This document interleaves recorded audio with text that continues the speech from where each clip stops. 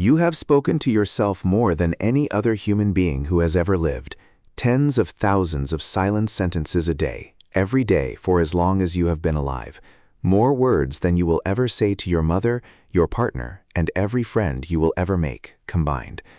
So answer this honestly. If a friend spoke to you the way your own mind has spoken to you this week, how long would you keep that friend? If the question stings, let it sting for a second, because the sting means part of you already knows the answer, and knowing is where repair begins. There is no shame in this. Nobody ever sat you down and told you that the voice in your head is a relationship, the longest one you will ever have, the only one you can never leave, and the one almost nobody is ever taught to tend. Over the next 30 minutes, I am going to show you how to tend it. You will see where that harsh inner voice was actually recorded and by whom. You will hear why the research says kindness toward yourself makes you stronger, steadier, and more likely to succeed, a finding that surprises nearly everyone who meets it. And you will leave with a handful of small, concrete moves you can make tonight without telling a soul. By the end, the title of this episode, Learn to Love Yourself More Than Anyone Else, will stop sounding like arrogance and start sounding like the most practical sentence you have heard in years. But I can't hand you that yet. First, you need to meet the one person who has never once left the room. Picture the people you could call when things fall apart. A partner, maybe. 2 or 3 close friends. A parent, if you're lucky. A mentor, a sibling, someone from the old neighborhood who still knows the original version of you. Hold them all in one imaginary room and feel, for a moment, how rich that is. Now, run the film forward across a whole life and watch what happens to that room. The partner is sometimes asleep, the friend is out of town, or mid-crisis herself, or quietly hurt by something you said last month. The parent grows old. The mentor moves on. On any given night, say at 11 p.m., when the dread arrives without an appointment, some of those chairs will be empty. That's no one's failure. It is simply what it means to be surrounded by mortal, busy, distracted human beings. But look closer at the room, because one chair is never empty. There is exactly one person guaranteed to be present every single time you need someone, at every hour, in every hospital waiting area, on every long drive home. You. And this is what the title of this episode actually means. Nobody gets demoted. Everyone you love keeps their place in the room. Loving yourself more than anyone else means being the one voice in your own life that stays loyal when everyone else is busy, distracted, or gone. Not with worship, with the plain loyalty of a friend who shows up. Most of us have this exactly backwards. We treat our own affection like a trophy we will hand ourselves later, once we finally lost the weight, made the money, fixed the flaw. Meanwhile, the one person who is always on call goes untrained, unthanked, and unloved. And then we wonder why 11 p.m. feels so frightening. Self-love is maintenance on the most permanent relationship you have. And maintenance never needed to be deserved. You don't wait until you're a better person to brush your teeth. You don't demand that your car prove itself before you change the oil. Care for everything else you depend on comes on a schedule, quietly, because the thing has to last. And nothing in your life has to last longer than you. It only needs to begin. And yet, even hearing that, something in you is probably pushing back. Some part of you suspects that going easy on yourself is how people go soft, that the harshness is load-bearing, that without the whip you'd amount to nothing. So before anything else, we have to look at that suspicion directly, because it is the single biggest lie in this whole subject, and there is real evidence against it. Being hard on yourself feels like discipline. It feels like the price of your standards, the inner drill sergeant who keeps you from sliding into mediocrity. Most of us have believed some version of this since childhood. The evidence points the other way. Kristin Neff, a researcher at the University of Texas, has spent years studying what actually happens inside people after they fail. And what she found is that the ones who respond to their own setbacks with compassion recover faster, feel less crippling anxiety, and show more motivation to improve than the ones who tear themselves apart. Read that again slowly, because it dismantles the drill sergeant's entire resume. The people who forgive themselves try again sooner. The people who punish themselves start flinching from the field where the failure happened. All those years of harshness bought you fear, and fear plays small. Avoidance, wearing excellence's uniform. If you want to feel this instead of just hearing it, there is a simple test, and I'd ask you to actually do it the next time you stumble. Picture a man at his kitchen table at midnight, the dishes still in the sink, replaying a meeting he fumbled that afternoon. He takes a scrap of paper and writes down the exact sentence his mind has been repeating for 9 hours. "You always do this. You're an embarrassment." Then he imagines his younger brother sitting across the table, having fumbled the same meeting, and he tries to say the sentence out loud to him. He can't get through it. The words that felt like honest self-assessment in his own skull sound, spoken to a face he loves, like cruelty. That gap between what you'd say to yourself and what you could bear to say to a friend is the precise measurement of the problem. And be clear about what closes it, because people hear self-compassion and imagine flattery, some syrupy voice telling them everything is fine when everything is plainly on fire. That has nothing to do with what Neff measured. The compassionate voice still tells the truth. It says, "That was a real mistake, and it cost you, and you're going to have to repair it, and you are still someone worth feeding, resting, and sending back in tomorrow." A good coach talks like that. A good parent talks like that. Notice that both of them get better results than the one who screams, and nobody accuses either of them of having low standards. So the practice is almost embarrassingly simple. When you fail, ask what you would say to a friend in this exact situation.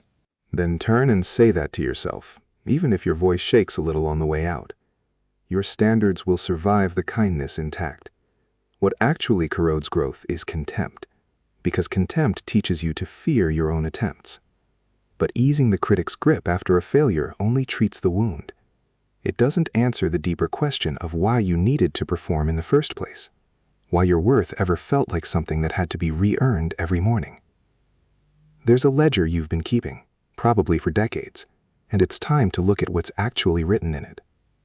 Most people run, silently and without ever having agreed to it, on conditional worth. I matter if I perform. I matter as long as I don't drop the ball.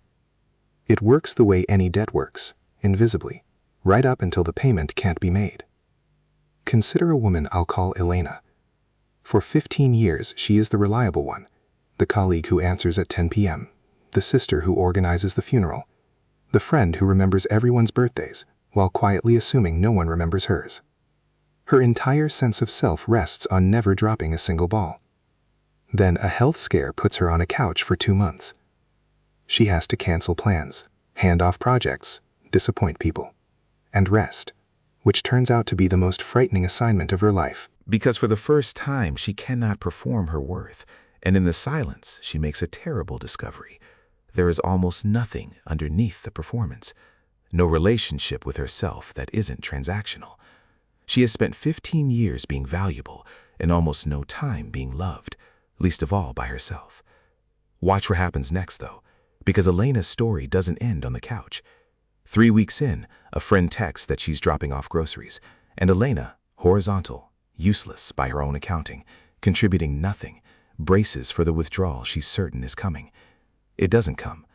The friend sits on the floor by the couch for an hour and laughs with her about nothing. Then another friend calls, and another.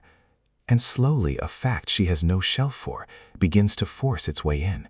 Her friend's love was aimed at her all along, and the performance had merely stood in front of her for 15 years, blocking the view. Some part of her grieves when she understands this. All those years of exhausting, unnecessary payment on a debt no one was collecting. Now set Elena's ledger next to a different picture. Think of how you would value a small child. Before school, before grades, before usefulness of any kind. No resume, no productivity. Picture a grandfather in an armchair on a Sunday afternoon, a 2-year-old asleep on his chest, and ask him what the child has accomplished to deserve the look on his face. The question is absurd, and the absurdity is the point. The child contributes nothing measurable, and yet is obviously, unarguably precious. You would never dream of telling a 3-year-old she'll be worth something once she performs, which means you already understand unconditional worth. You grant it fluently to others. The quiet tragedy is that somewhere around the age we learned to keep score, most of us revoked it from ourselves and called the revocation maturity. Here is the reframe to carry out of this section. Your achievements rise and fall like weather. Your worth is the ground the weather happens on, and ground does not become more ground on sunny days. Elena's collapse had been under construction for 15 years. The scare only turned the lights on inside a structure that was already hollow. And there's a detail in her story worth noticing, one that raises the stakes on all of this. All those years, Elena wasn't just performing for the people around her. She was performing for an audience she could feel watching her every move, judging the dropped balls, tallying the failures. Here is the strange part. When researchers went looking for that audience, they found the seats mostly empty. The psychologist Thomas Gilovich ran a study that ought to be taught in every school. He had people walk into a room wearing an embarrassing t-shirt, then ask them how many of the group had noticed it. The wearers were sure about half the room had clocked the shirt. The real number was closer to 1 in 5. Psychologists call it the spotlight effect. We move through life convinced a beam is trained on us, while the people we imagine holding the beam are busy starring in their own show. You are the permanent main character of your story and a background extra in everyone else's, and so is everyone, which is why almost nobody is grading you. They're too busy fearing your grade. Layer one more finding on top. Leon Fistinger showed decades ago that comparing ourselves to others is pure instinct. We size ourselves up against the people around us because for most of human history, that was the only mirror available. The instinct is ancient, the environment is new, because now the mirror is a glass rectangle, and the rectangle only ever shows you finished films. Picture yourself at 11:40 on a Tuesday night, one thumb moving, and up comes a former classmate on a beach in Portugal. New business, new baby, light like honey. What you cannot see is the footage that was deleted, the panic attack in March, the marriage counseling, the loan. You are comparing the blooper reel only you have access to against a stranger's trailer and losing, and concluding the loss says something about your worth. It says nothing. The contest itself is rigged at the level of the footage. So when you catch the comparison starting, and you will catch it now that you know its shape, there is a better question to reach for than better than or worse than. Ask instead, is this true to me? Is the life I'm building the one I actually want, measured against my own quiet standards? Or am I running someone else's race because their highlight reel happened to load first? A man can lose every comparison on that glass rectangle and still be exactly on course. He can win every one of them and be profoundly lost. The jury you've been performing for adjourned years ago. Sit with that sentence, and then notice the question it leaves behind. If the courtroom is empty, if Gilovich is right and almost no one is watching, then who exactly keeps reading you the verdicts at 2 in the morning? You know the answer. It's the voice. The audience moved indoors long ago. It lives in your own narration now, and it holds court whenever the room goes quiet. Which means everything now turns, because everything I've told you so far has happened inside your head. You've noticed the critic. You've questioned the scoreboard. You've seen the empty seats. And if insight alone were enough, you would already be free. But you've had insights before, in books and late-night conversations, and you've watched every one of them evaporate by Friday. That was never a flaw in you. Insight and practice are two different skills, and every classroom you ever sat in trained only the first. So from here to the end, we deal in practice. Self-love, it turns out, behaves like a language you rehearse, and rehearsal happens in behavior, starting with a single move of grammar, small enough to do in traffic. First, understand what you're up against. The human brain carries a negativity bias. Threatening information sticks harder and lingers longer than pleasant information, an ancient survival feature from ancestors who had to treat every rustle in the grass as a predator because the relaxed ones got eaten. That's why one critical comment can outlast 10 compliments. The wiring files the criticism under survival and the compliments under miscellaneous.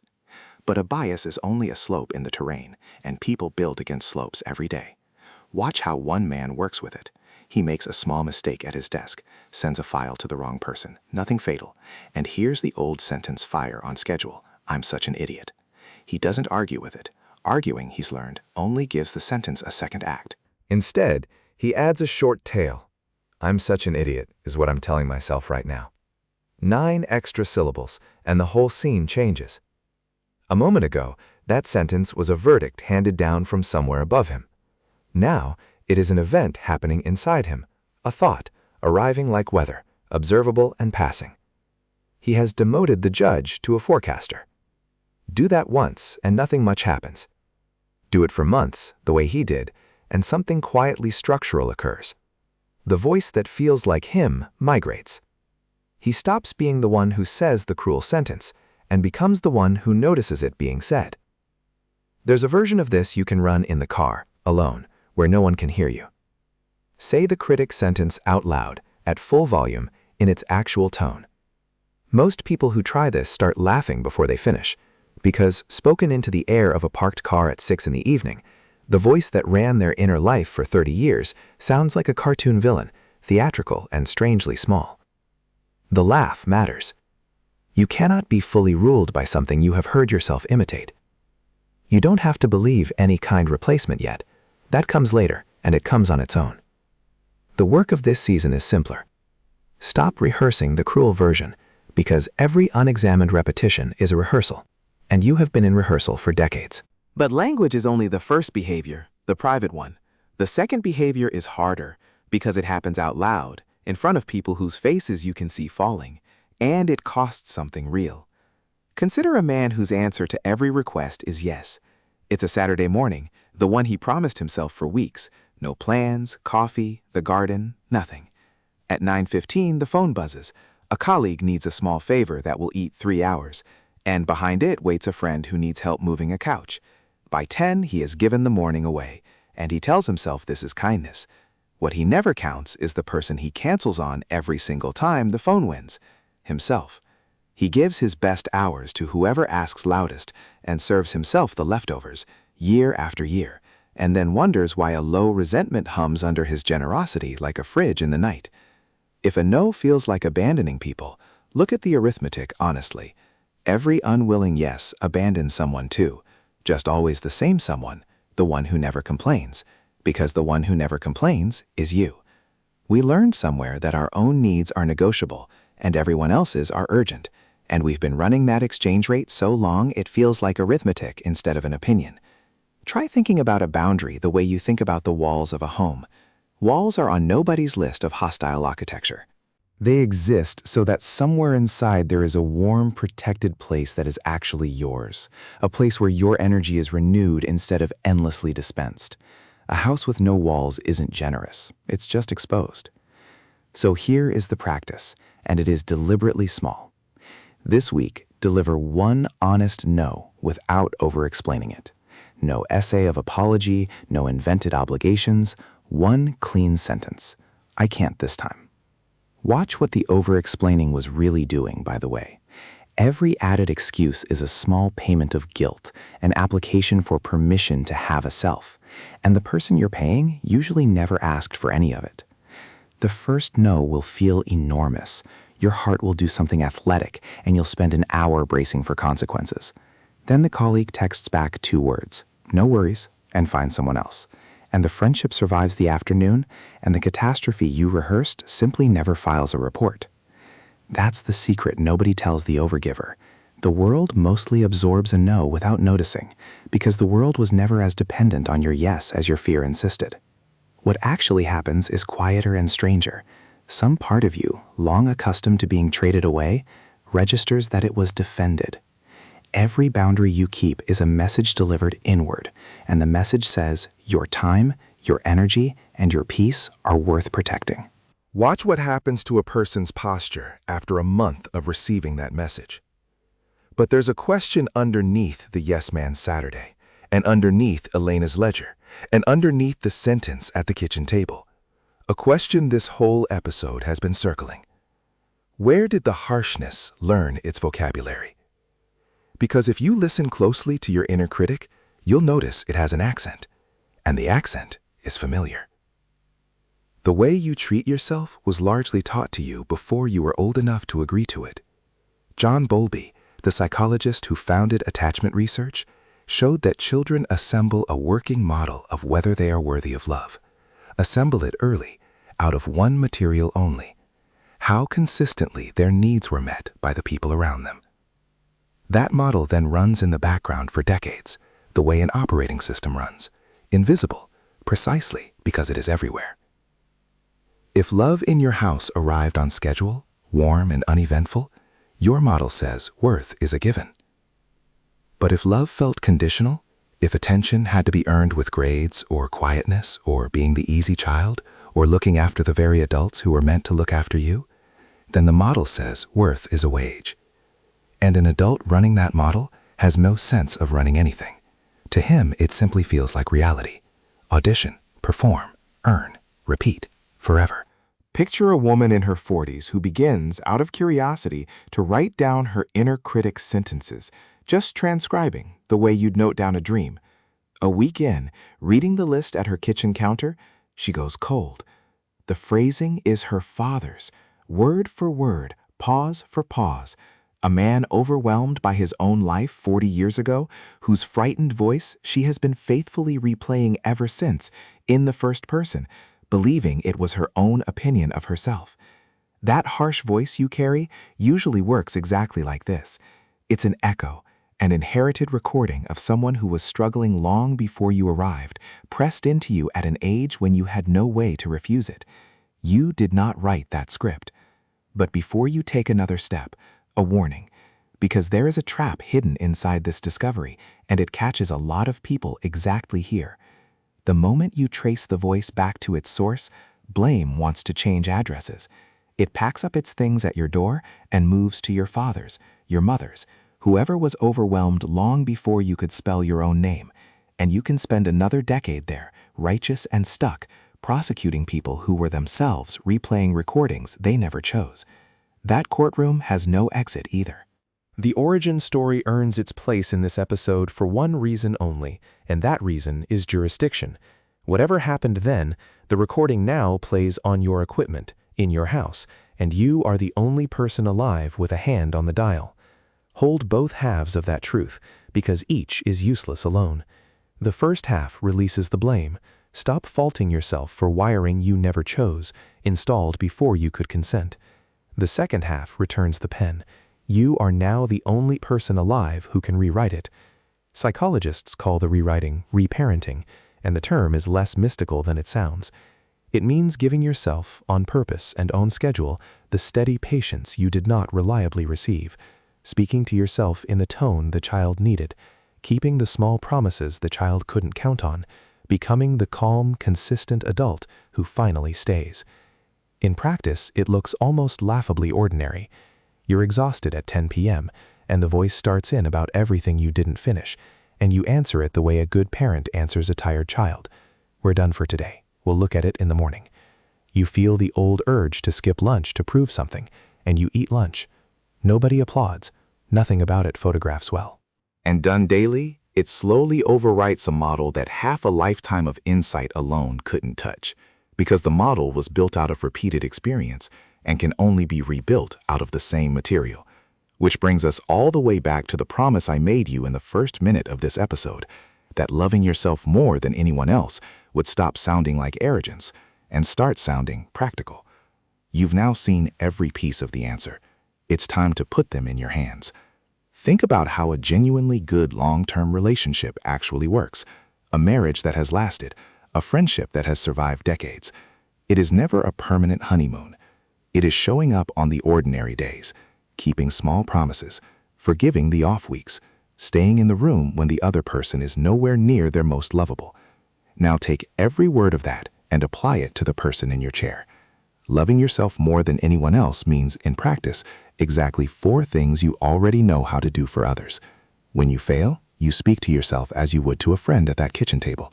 That was Neff's finding, and now it's your reflex to build. When the cruel sentence fires, you add the tail, is what I'm telling myself right now, and the judge becomes weather. When the phone buzzes on your one protected morning, you spend one honest no and deliver the message inward. And when the voice turns vicious, you remember the accent, an old recording playing on borrowed authority, and you meet it with the patience you're learning to supply on purpose. None of this requires you to feel loving. That is the final trap, waiting for the feeling before beginning the practice, because in every relationship that has ever healed, the practice came first and the feeling followed it home. You will still have bad mornings. There will still be afternoons when everything leaks. The difference in a person who has learned this is subtraction. The pain still arrives, but the second layer, the punishment for being in pain, no longer gets added on top. Picture a nurse coming off a night shift, sitting in her car in the hospital parking lot at 7 in the morning, too tired to drive home. The old voice has plenty to say about the charge she second-guessed and the patients she lost at 4 a.m. with a frightened patient. And she hears it start, and she puts a hand flat on her own sternum, and she says quietly, "You did 12 hours of hard things for strangers. We're going home to sleep." Then she starts the car. No affirmation poster, no glow, just a person refusing to kill herself while she's down, one ordinary morning at a time. That refusal, repeated, is the whole practice. They meet themselves in the hard hour, the way a devoted friend would, without a lecture. So measure your progress honestly, and forget how good you feel on any given day. Feelings were always the weather. Measure how loyal you stay to yourself on the days you feel worst, because loyalty on the worst days is the entire definition of love you'd accept from anyone else. Keep small promises to the person in the mirror. The 10-minute walk you said you'd take, the bedtime you said you'd keep. Trust with anyone is built out of kept promises and nothing else, including with you. So come back one last time to the room. The partner asleep, the friend out of town, the parent aging, the chairs emptying and refilling as the years pass, and the one chair that is never, ever empty. For 30 minutes now, you have been learning how to treat the person in that chair. You've watched the drill sergeant lose his resume, seen the scoreboard for the fiction it is, caught the empty courtroom still in session at 2 a.m., heard the critic's borrowed accent. And maybe, somewhere in the last half hour, something shifted that you didn't announce to yourself. You stopped assuming the voice in your head was simply telling the truth. That shift is the beginning of everything, and it doesn't need to be finished tonight, because this kind of work refuses to be decided once. It accumulates, 1,000 small moments of choosing yourself, the written down sentence, the 9-syllable tale, the one clean no, the small promise kept, repeated quietly until the person who is always in the room becomes someone you are glad to be left alone with. You were never meant to earn your way into your own affection. You were only meant to come home to it. If even one sentence from tonight is worth carrying, carry it. Write it somewhere you'll see it tomorrow. And if this found you at the right hour, stay close, subscribe, and let the next episode meet you a little further down this road.